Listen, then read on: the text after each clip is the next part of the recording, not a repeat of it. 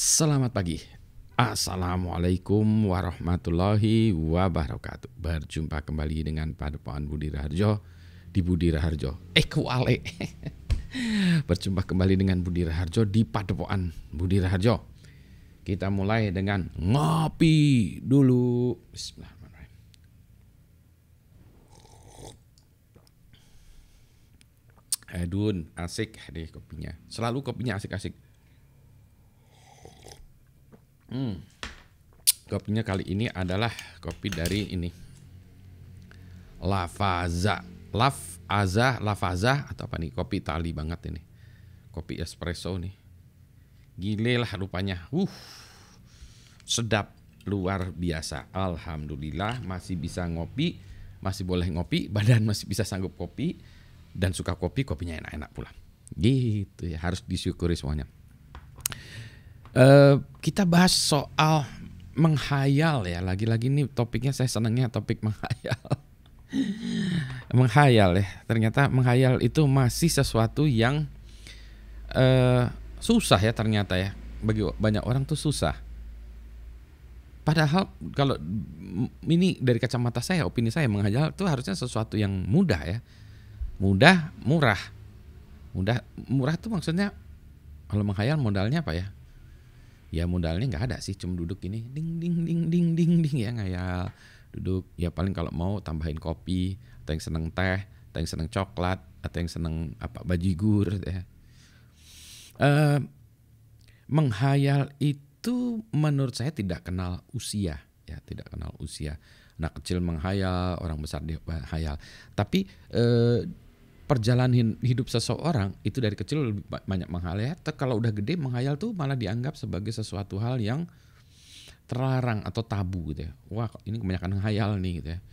Jadi itu skill kita itu malah dibunuh ya dalam perjalanannya gitu. Padahal kita masih butuh ya untuk menghayal, terutama orang-orang yang bergerak di industri kreatif, masuk software, teknologi, entrepreneur ya, itu harus banyak menghayal. Mungkin ya menghayal itu lingkungan ya yang pengaruhi, tapi saya rasa nggak juga gitu ya. Ada orang-orang yang lingkungannya biasa-biasa aja, atau karena malah biasa ya, jadi dia menghayal karena nggak punya apa-apa. Tadi ya antara usia dengan ini ya, menghayal saya sekarang ya belum terbukti nih ya, hipotesa saya lebih kecil itu lebih bisa menghayal, lebih diperkenankan menghayal, setelah tua nggak boleh gitu ya. Padahal sama-sama butuhnya. Sekarang yang kedua adalah masalah sama-sama butuhnya nggak? Ya sama-sama butuhnya sih, karena kadang-kadang solusi-solusi itu harus kita pikirkan dan ngarang. Contoh paling gampang, kalau kita ingin membuat sebuah produk terus kita kasih nama. Namanya apa? Wah, itu harus brainstorming, harus menghayal, mencari kata-kata yang bagus. Kayak kemarin saya lihat ya, recorded future tapi recorded, gimana caranya? Wah, bagus juga gitu ya. Gitu, jadi kalau kata-kata yang bagus-bagus itu susah nyarinya. Nah, apakah generasi itu mempengaruhi? Harusnya sih tidak menurut saya, karena setiap generasi punya keterbatasan sendiri-sendiri ya. Hipotesis yang berikutnya adalah kalau terbatas itu malah menghayal ya. Banyak khayalan itu terjadi karena banyak orang memiliki keterbatasan. Contoh dulu banyak orang menghayal pergi ke bulan ya. Ada, kalau di cerita di Sunda ini ada Nini Anteh ya, orang-orang menghayal pergi ke bulan. Begitu kita bisa mendaratkan astronot di bulan, itu bukan hayalan lagi, itu kenyataan ya. Jadi kita sekarang saya rasa nggak ada orang yang menghayal menaruh orang di bulan deh, tapi menghayalnya baru lagi nih, buat restoran Padang di bulan. Nah itu hayalan beda lagi, atau warung bakso di bulan. Nah itu hayalan deh, tapi masih asik tuh hayalannya, karena itu mungkin terjadi juga.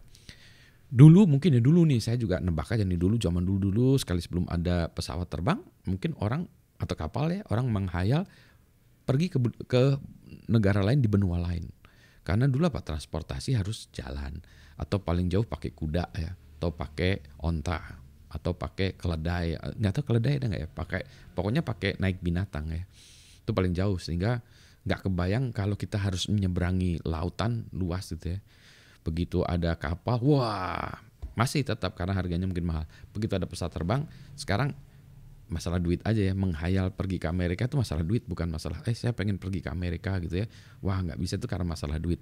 Sama juga dengan orang menghayal pergi naik haji, itu menurut saya juga gitu. Wah masalahnya masalah duit aja dan waktu ya sebetulnya. Tapi seharusnya kan bisa kalau orang punya duit ya maksudnya. Kalau masalah waktu aja kan ya. Kalau nggak punya duit dari mana duitnya? Itu menghayal lagi tuh. Boleh juga gitu. Kenapa? Nah menghayal aja gitu ya. Karena itu it's going to happen ya. Dreams do come true ya. Nah balik lagi ke bulan udah jadi bukan hayalan lagi. Tapi ke Mars masih. Ya. Makanya ada Princess of Mars, bukunya tuh aja udah tahun berapa ya? Apa sih filmnya yang dari Pixar itu? Barsum ya, Barsum pergi ke Mars ya, Princess of Mars. Karena kita belum sampai ke Mars ya, mendaratkan orang di Mars belum bisa gitu ya. Nanti suatu saat akan bisa juga gitu. Maybe ya. Gitu. Menghayal juga mungkin karena yaitu keterbatasan resources tadi. Kalau dulu kebayang akses konten yang sangat banyak sekali ya. Kalau sekarang udah kenyataan adanya internet. Ngakses konten susah banget ya. Waduh banyak ini milih-milihnya gimana. Maka muncullah orang-orang buat site search engine ya. Mulai awalnya Yahoo pun bukan search engine, awalnya hanya directory ya. Terus lama-lama kok susah ya. Buatlah program untuk nge-search directory-nya atau indeks-indeksnya Yahoo aja ya.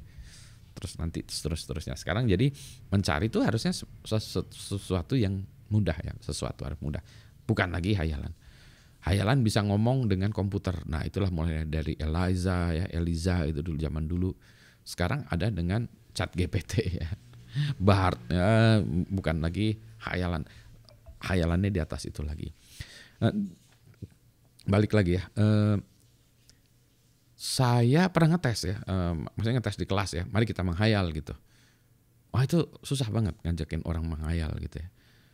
Mungkin kalau anak-anak ngajakin anak-anak menghayal ini ya lebih gampang. Jadi lebih enak ngajarin anak-anak ya bermain-main dengan anak-anak tuh karena otaknya masih nggak rasional. Jadi dia simple aja tapi khayalnya tinggi. Wah luar biasa ya. Ini kalau kopi bagi saya ini juga ini apa obat menghayal. Pak kalau menghayal dengan drugs itu mungkin juga ya orang halusinasi itu sebabnya kadang-kadang orang yang zaman dulu yang mengarang lagu kan harus ngehayal juga ya, makanya dia pakai drugs, teler segala macam. Tapi itu mungkin larikan diri dari kenyataan ya. Toh apa saya nggak tahu ya. Mudah-mudahan kita semua tidak terjebak di situ ya. Anyway balik lagi ke menghayal itu adalah menjadi bagian dari proses kreatif ya, proses kreatif menghayal. Nah banyak orang yang marah-marah ke saya, emangnya Pak Budi bisa menghayal? Hobi saya ngehayal, mimpi gitu, mengarang bebas di otak saya gitu. Ini bukan masalah generasi atau apa. Saya senang kalau ada orang yang hayal, saya dengerin, iya benar juga ya. Interesting ya, maka kita ngehayal segala macam. Makanya saya senang stand up komedi gitu. Kenapa? Karena itu kadang-kadang lawaannya itu nggak mungkin. nggak mungkin itu justru malah yang hiperbol itu asik gitu kan. Oh iya duer ke sana logikanya nggak nyambung ke sana gitu ya. Jadi juga ya saya pengen juga ya dengan anak-anak muda ya hayalannya seperti apa, mari kita mainkan gitu. Jadi hayalnya apalagi nih Pak Budi, kemarin juga udah ngayal ini itu. Terus kalau dihayal di kepala saya terus langsung ini saya mau eksekusi ya. Eksekusi sebetulnya menurut saya ini keterbatasan resources saya aja sih sebetulnya. Resourcesnya tersedia di sana. Komputer saya, MacBook saya udah habis hard disknya. Jadi kalau saya mau coding di sini mampus lah ya. Terus GPU-nya kecil, berarti saya harus codingnya di cloud. Berarti saya harus langganan account di cloud yang punya GPU. Ya lumayan mahal. Nah itu dia, itu masalah resources yang mahal. Tapi suatu saat akan murah ya GPU-nya. Tapi kalau nggak pakai GPU, kalau layanan cloud itu ya VM virtual machine di cloud itu murah-murah udah sekarang. Jadi harusnya nggak jadi masalah bagi saya ya ngoding. Saya tuh ingin ini ngumpulin tadi ya yang masih nyambung kemarin itu membuat judge ya sebuah sistem yang menjudge foto kualitasnya segala macam, nanti juga komposisinya. Karena itu masalah saya sendiri sih, saya punya giga-giga sekarang mungkin tera ya foto-foto yang saya ambil dari jepretan handphone, kamera atau download segala macam ya. Orang yang mau trade saya segala macam, nah itu mau saya proses, mau saya kategorikan foto-foto saya itu saya kasih label ya, kasih nilai. Kalau melabel di dalam foto ini ada apa, objek apa tuh kayaknya udah bisa semua. Tinggal tapi tuh semuanya yang di online ya. Saya pengennya itu turun ke bawah, jalan di data saya. Nah ini juga nanti kita bahas secara terpisah ya, konsep kedepannya lain lagi. Kalau ini yang perlu saya buatkan videonya, tapi singkatnya aja gini. Kalau dulu kita punya program ya, program di sini, kemudian data di sini. Nah data datang ke program. Jadi data kita sedot, programnya di satu tempat ya, datanya kita sedot dari berbagai sumber segala macam. Ya itu normalnya dulu begitu, karena datanya kecil. Kalau datanya sekarang 10 petabytes, program kita di sini nggak mungkin deh, karena 10 petabytes di sini habis bandwidthnya. Maka yang lebih mungkin data 10 petabytes-nya di sini. Nah, programnya yang pergi ke sana. Ding ding ding, programnya jalan. Ding ding ding ding ke sana. Nanti setelah selesai proses data yang di sini, programnya jalan ke sana yang lain itu. Makanya itu konsep virtual machine kayak gitu ya. JVM kan konsepnya itu. Jadi selama saya ada JVM misalnya virtual machine di tempat saya punya data foto-foto, maka tadi si model yang itu datang ke komputer saya ya, jalan melabelin saya tek habis itu selesai. Nanti si program saya yang pindah ke sana. Jadi bukannya data yang pindah tapi programnya yang pindah-pindah ya. Jadi program itu harus pindah, harus bisa pindah. Ya makanya konsep Java kan gitu. Cuma belum banyak yang eksekusinya aja gitu ya. Yang programnya yang pindah-pindah ya, moving. Gitu. Anyway, balik lagi. Apa lagi ya yang ini? Biasanya saya selalu menghayal tuh bermula dari kesulitan saya ya. Kesulitan saya apapun ya, kesulitan melakukan sesuatu. Nah, saya mikir ngehayal, wah kayak gitu, kayak gini, kayak gitu ya. Apalagi ya, saya masih banyak kesulitan tentang email. Email saya itu ngebludag ya, ini belum bisa saya bereskan. Terus saya juga punya kesulitan dengan chat ya, bukan chat ya, messaging ya kayak WhatsApp, Telegram segala macam. Itu belum ada mekanisme untuk melakukan taggingannya atau membintangkan. Kayak kalau di email kan ada ya, kalau di Gmail tuh ada bintang penting segala macamnya. Jadi chat-chat yang saya anggap penting mau saya pin ya. Kalau sekarang cuma bisanya pin ya, tapi untuk masing-masing chat itu harusnya saya bisa buatkan tools di atasnya untuk memilah-milah itu, misalnya chat ini saya mau keep, yang ini yang lainnya delete, atau ini mau saya kasih bintang ya saya akan respon 2 hari lagi gitu ya. Karena sekarang saya lagi belum butuh schedule saya belum tahu, nanti sore saya baru tahu schedule saya, maka yang ini harus saya reply. Kalau sekarang mau saya gituin ya, chatnya udah hilang, ketumpuk sama chat yang lain. Ini teh apa kemarin, jadi banyak yang kelupaan. Dokumen-dokumen yang harus saya kerjakan, saya tanda tangan juga lupa. Jadi kalau ada mahasiswa orang yang membutuhkan dokumen tanda tangan saya misalnya, harus ingetin saya lagi ya, karena kalau sistem email sudah bisa begitu, cuma sistem email saya harus buka email ke sana gitu ya. Dan sekarang orang ya behaviornya juga udah malas buka email, pasti mukanya itu WA, Telegram gitu. Anyway, ngimpi apa lagi? Ngimpi lagi masih banyak lagi ya yang lain-lain. Ini saya kayaknya pengen ngidupin lagi IoT saya, weather saya gitu ya. Saya pengen masih membuat modelnya yang kecil gitu ya, yang sensor kecil, yang tinggal dikonfigur terus dia nanti ngirim data ke ini cloud kami ya untuk weathernya. Nanti saya ajarin lagi. Nah itu lagi nanti. Udah ada semuanya sih. Tinggalnya gitu ya. Aduh, udah kelamaan. Kebanyakan hayalan lagi apa? Memang kalau dibilang ya Pak Budi ini kok kayak gitu ya, selalu mikir hayal segala macam ngesoknya itu. Karena saya bilang gini nih, di sisi lain saya kalah. Stamina kalah, ini kalah, kemampuan ini, skill programming kalah. Satu-satunya yang saya masih menang itu adalah semangat dan menghayal. Karena itu gak ada batasan usia ya, semangat dan menghayal gitu ya. Gitu, gak usah butuh ini ya, menghayalnya butuh kopi bagi saya dan duduk ya. Oh iya, satu lagi sebetulnya menghayal itu sumber inspirasinya selain dari gini adalah buku. Makanya pengetahuannya tadi ya, ini sebenarnya harusnya dibahas di depan, udah menit ke berapa, 14. Makanya harus nonton sampai akhirnya. Sebetulnya inspirasi untuk mendapatkan ide-ide menghayal tadi selain masalah diri sendiri bagi saya adalah karena banyak baca buku, nonton film, pokoknya dari sumber-sumber eksternal ya, yang tempat belajar ya. Baca buku tuh luar biasa tuh. Kalau sekarang baca buku ya bisa buku, bisa e-book, bisa internet ya, baca ide-ide. Tapi yang penting baca ya. Baca yang lagi serius ya. baru muncul ide, gitu ya.